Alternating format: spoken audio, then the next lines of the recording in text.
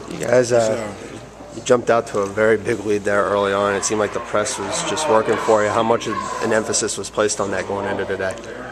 well, coaches, he told us during the game we need to work on our press and we need to be more effective with it this year. We did a pretty good job last year. He just wanted to improve on it, and today we was able to get a lot of good things out of it. And Gabe did a really good job on the ball, and as well as the guards and everybody else. So it was good.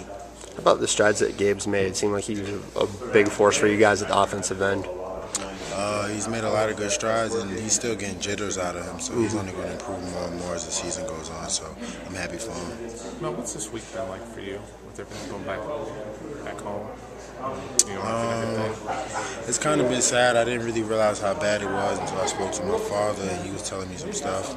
He's in Virginia, but I've seen some pictures and stuff, so now I'm seeing how actually bad it was. Because my mom didn't get it too bad because of just where we live at. Didn't really get it was high winds, but it wasn't just the power was out, but it wasn't really floods or anything like that. My grandmother's house got flooded a little bit, but it wasn't that. But then when I seen the pictures in Manhattan and cabs underwater and the subway, and they said it was people still stranded, and I seen just blocks, and I don't know where that was at, if it was Queens or where it was at, just wiped out completely, houses destroyed in Jersey. So obviously it's a real sad situation. I'm just praying, and I'm thank God that all my family, pretty much all my family is okay, and all my friends and stuff that I've talked to is doing pretty well, so I'm happy for that.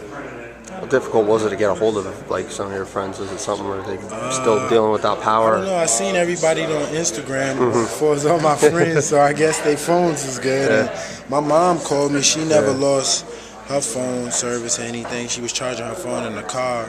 It was a gas shortage, but she had gas because her job is local. And, it was just a blessing that the way she moved, she was able to conserve her gas. And my grandparents, they had to stay in a hotel, but everybody was with each other and everybody was able to connect with each other. So it was a bad situation, but it wasn't too stressful on my family per se. But as a whole, I heard the situation is pretty bad out there.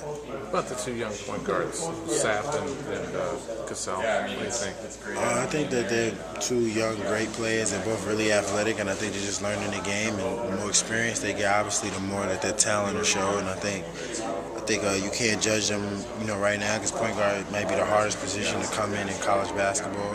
They have to worry about every position. They have to do a lot of stuff. They have to score. They have to rebound. They have a lot of responsibility. So I think, personally, I love the way they practice every day. Mike obviously scored the ball well. He can score. And, Sap has a lot of ability. He can defend and pass. And he also can create his own shot as well. So I think the more experience they get, the better that they'll become and the better we'll become as a team.